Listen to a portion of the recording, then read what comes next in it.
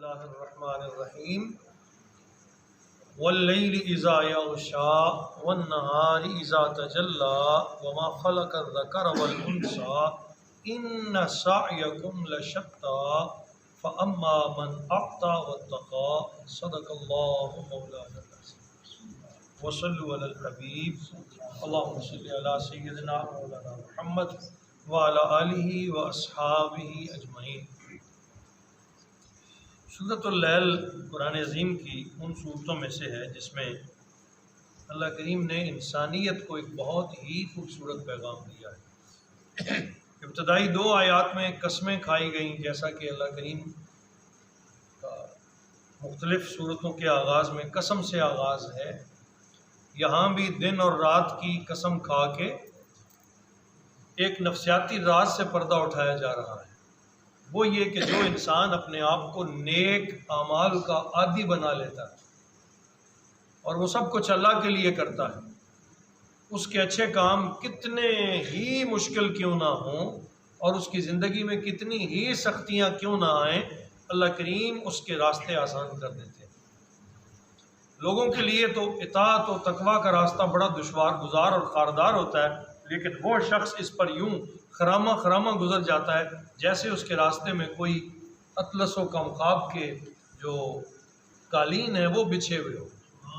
اتنے اچھے طریقے سے اس کی زندگی بسر ہوتی۔ اس کے برعکس جو لوگ برائیوں کے خوگر اور عادی ہو جاتے ہیں اور انہیں برائی محسوس نہیں ہوتی، وہ ان گناہوں میں ایسی کشش اور لذت محسوس کرتے ہیں جو در حقیقت ان کی بربادی اور بدنامی اور رسوائی کا باعث ہوتے ہیں۔ وہ ایک شراب کے گھونٹ کے لیے بڑی سے بڑی دریا دلی سے پیسے خرچ کرتے ہیں، اپنی عزتیں ترک بیچ ڈالتے ہیں، لیکن اپنا نشہ پورا کرتے ہیں۔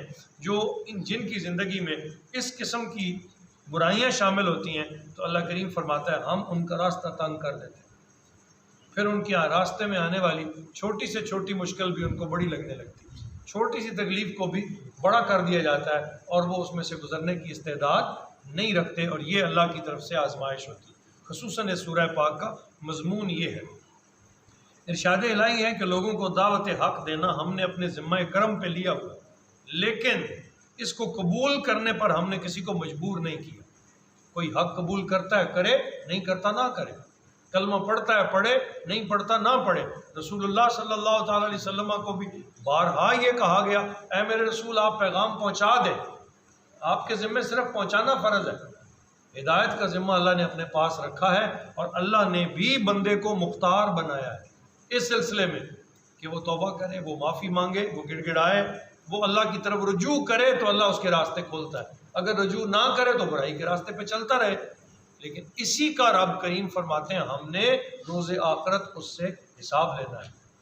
اسی چیز کا کہ کیا تیرے پاس ہدایت نہیں آئی تھی، کیا تجھے سمجھایا نہیں گیا تھا، کیا تجھ تک حق نہیں پہنچا تھا، یہی پوچھا جائے گا، اور اگر تجھ تک حق پہنچا اور تو نے اسے اختیار نہیں کیا تو یہ غلطی کس کی ہے؟ اسی پر پھر عذاب اور گرفت آئے گی، اللہ کی پکڑ آئے گی۔ تو ہر حال میں اعلیٰ درجہ کیا ہے کہ بندہ حق کو سمجھے اور اپنے سچے رب کو راضی کر لے، یہی کامیابی کا راستہ ہے۔ واللیل اذا یغشا، قسم ہے رات کی جب وہ ہر چیز پر چھا جائے، والنہار اذا تجلی، اور قسم ہے دن کی جب وہ خوب چمک اٹھے۔ رات کی سیاہی اور دن کی روشنی کی قسم اٹھا کے فرمایا وما خلق الذکر والانثى، اور اس کی قسم ہے جس نے نر اور مادہ دونوں کو پیدا فرمایا۔ ان سعیکم لشتی، بے شک تمہاری کوششیں مختلف نوعیت کی ہیں، دوڑ اپنی اپنی ہے، نیکوکار بندہ بھی دوڑ لگا رہا ہے، برا بھی دوڑ لگا رہا ہے، چور بھی دوڑ لگا رہا ہے اور حق رائی بھی دوڑ لگا رہا ہے۔ کہ ان سعیکم لشتی، بے شک تمہاری دوڑیں مختلف ہیں، تمہاری مشکلیں ہیں، تمہاری کوششیں مختلف ہیں۔ فاما من آتا، اب دونوں راستے الگ الگ بیان کیے۔ فاما من آتا، پس جو راہ خدا میں اپنا مال خرچ کرے، واتقا، اور اس سے ڈرتا رہے، وصدق بالحسنی، اور جس نے اچھی بات کی تصدیق کی، کلمے کی، اللہ کے نام کی، اللہ تعالیٰ کے احکام کی، جس نے اچھے کام کی تصدیق کی، فَسَنُيَسِّرُهُ لِلْيُسْرَىٰ، اللہ فرماتا ہے ہم نے اپنے ذمے لے لیا ہے، ہم اس کے کام اور راستے آسان کر دیں گے،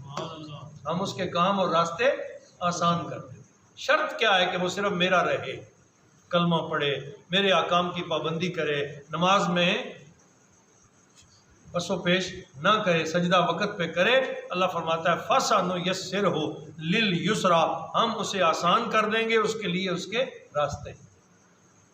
مشکلیں آسان ہو جائیں، کام خود بخود ہونے لگیں گے۔ اس پر نبی رحمت صلی اللہ علیہ وسلم کا ایک ارشاد گرامی ہے جو اکثر میں آپ کو سنایا کرتا ہوں، فرمایا من کانت نیتہ الآخرہ جمع اللہ شملہ وجعل غناءہ فی قلبہ واتتہ الدنیا وہی راغمہ۔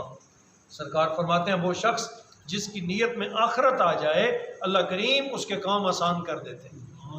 اس کے دل کو غنی کر دیتے ہیں، اور دنیا اس کے قدموں میں پڑتی ہے اور اس کی غلامی کرتی ہے۔ یہی چیز انسان کو چاہیے نا کہ اس کو عزت ملے، اس کے کام وقت پہ ہو جائیں،